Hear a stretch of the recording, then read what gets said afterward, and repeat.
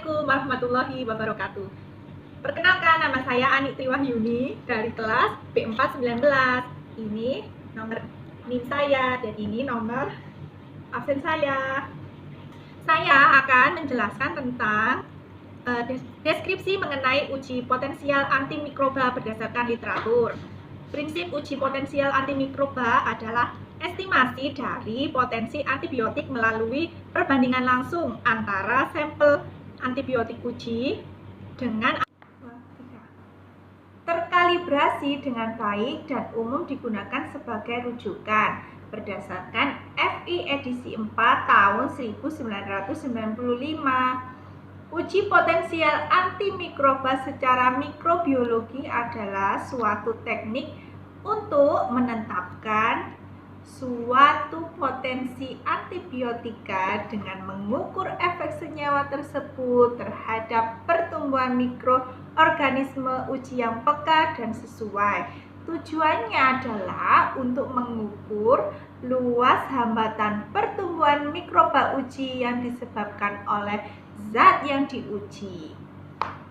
Macam-macam metode uji potensial antimikroba dan penjelasannya. Ada dua metode untuk penentuan aktivitas antimikroba secara in vitro yang sering digunakan, yaitu penetapan dua metode untuk menentukan aktivitas antimikroba secara in vitro yang sering digunakan, yaitu penetapan dengan cara lempeng atau metode difusi. Metode pertama berdasarkan difusi antibiotik dari silinder yang dipasang tegak lurus pada lapisan agar padat dalam cawan Petri atau lempeng. Jadi mikroorganisme yang ada dua metode untuk menentukan aktivitas antimikroba secara in vitro yang sering digunakan, yaitu penetapan dengan lempeng atau metode difusi. Metode pertama berdasarkan difusi antibiotik dari silinder yang dipasang tegak lurus pada lapisan agar padat dalam cawan Petri atau lempeng. Jadi mikroorganisme yang ditambahkan dihambat pertumbuhannya pada daerah berupa lingkaran atau zona di sekeliling silinder yang berisi larutan antibiotik. Kelebihan metode ini adalah dapat dilakukan pengujian secara lebih banyak, sedangkan kekurangannya tidak diketahui secara pasti aksi penghambatan, yaitu bakterisidal atau bakteriostatik. Dan penetapan dengan turbidimetri atau cara tabung, metode dilusi. Metode turbidimetri atau metode dilusi berdasarkan hambatan pertumbuhan biakan mikroorganisme dalam larutan antibiotik serta sama dalam media cair yang dapat menumbuhkan mikroorganisme dengan cepat jika tidak terdapat antibiotik. Metode ini digunakan pada sampel yang sulit larut dalam air. Keuntungan metode ini, alat yang digunakan cukup sederhana, mudah dioperasikan, cepat, dan biaya tidak mahal.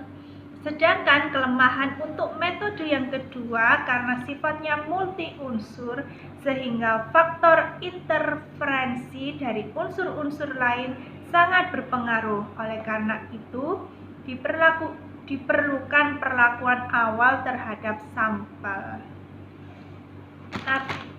Di sini saya akan menjelaskan tentang metode yang pertama dengan lempeng cakram atau metode difusi. Media yang digunakan yang pertama tabung reaksi yang berisi nutrin agar di cawan Petri. Yang kedua di tabung reaksi NaCl steril.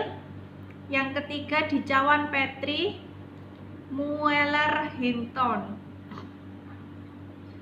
Metode penanaman bakteri spread plate. Ini gambarnya ya. Kemudian atas cakram antibiotik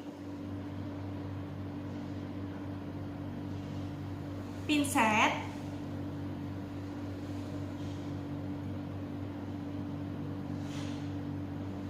kawat OC,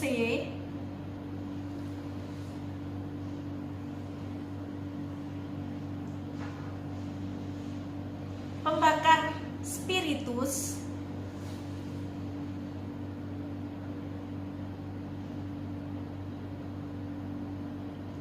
kapas lidi,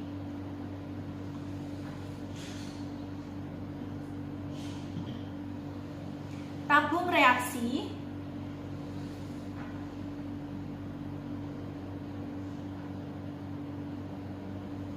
dan cawan Petri.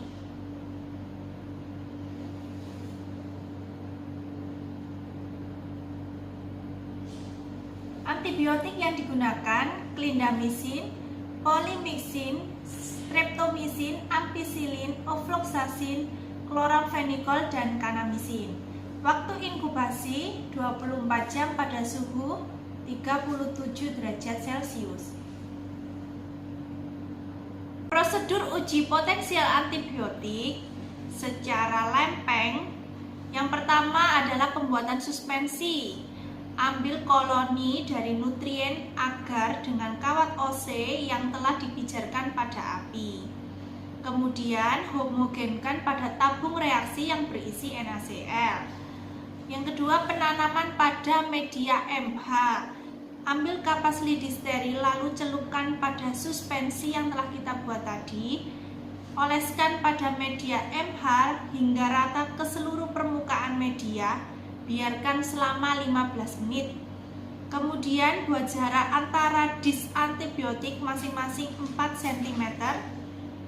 Antibiotik yang digunakan clindamycin, polymyxin, streptomycin, ampicillin, ofloxacin, chloramphenicol, dan kanamycin. Peletakan dis antibiotik. Ambil dis antibiotik secara aseptis dengan pinset. Lalu letakkan masing-masing dis antibiotik pada jarak yang ditentukan. Inkubasi 1 kali 24 jam pada suhu 37 derajat Celcius dalam inkubator. Kemudian lakukan pengukuran terhadap zona hambat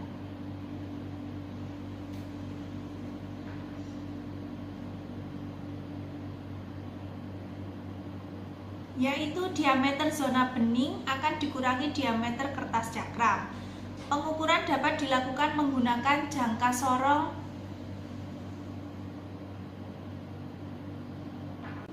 Cara pengukuran, pertama Anda perlu menentukan angka yang ditunjukkan pada skala utama baris atas yang tepat dibaca sebelum angka 0 di skala bawah di jangka sorong.